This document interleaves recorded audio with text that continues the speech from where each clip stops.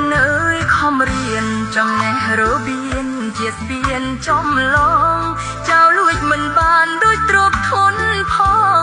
កូនប្រាថ្នាពងឲ្យបានសម្រេចម៉ែឪកូនផ្ដាំកូនត្រូវចងចាំហើយកុំភ្លេចម៉ែឪកូនប្រាប់ត្រាប់កុំកែកិច្ចពេលបានសម្រេចនោះហើយជាគេ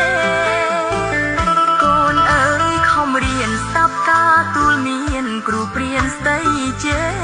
ចង់ឲ្យកូនចេះចំណេះសប្មេកូនគុំកិច្ចកែព្យាយាមរាល់ថ្ងៃ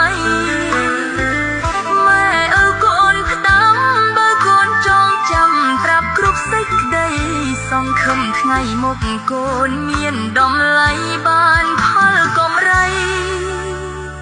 ព្រោះកូនចាស់ដឹង